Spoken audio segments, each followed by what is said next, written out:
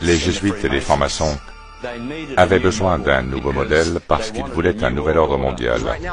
Actuellement, sur une boule ou dans un globe de neige, il n'y a que 7 continents. C'est tout ce qu'il y a, donc tout est très limité. Nous avons une offre limitée.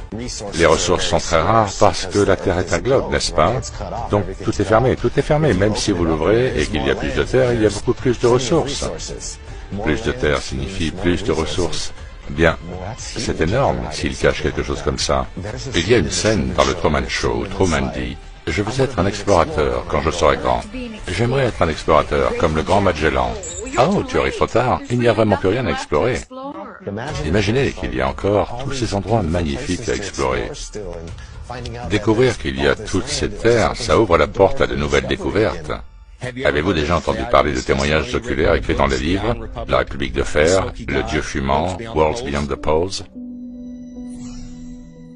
À la fin des années 1800, il y a eu une série d'articles écrits dans le magazine Florida à propos d'un politicien qui en avait assez de ce qui se passait.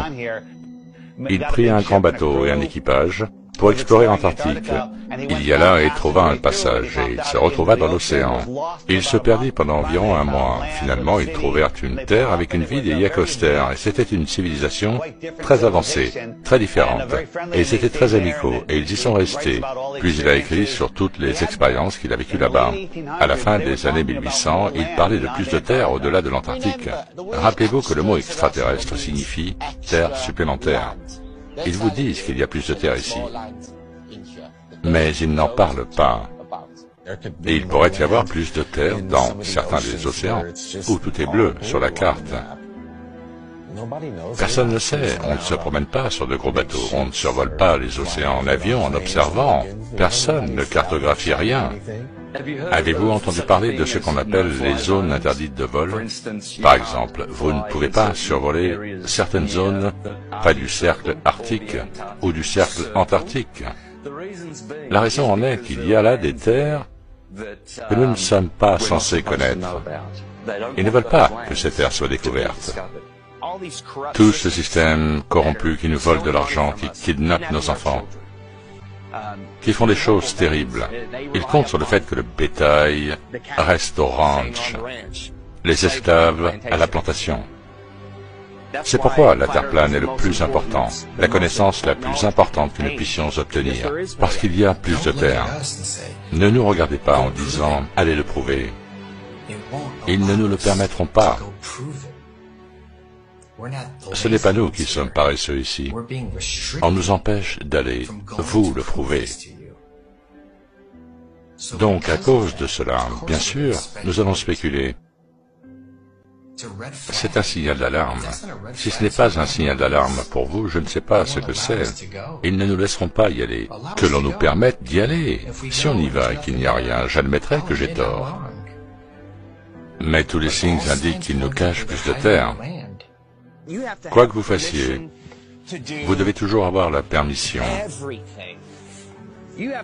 Vous devez avoir la permission d'épouser l'amour de votre vie. Vous devez avoir la permission de voyager sur la route, alors que nous avons le droit inaliénable de se déplacer du point A au point B. Et vous pensez que vous êtes libre?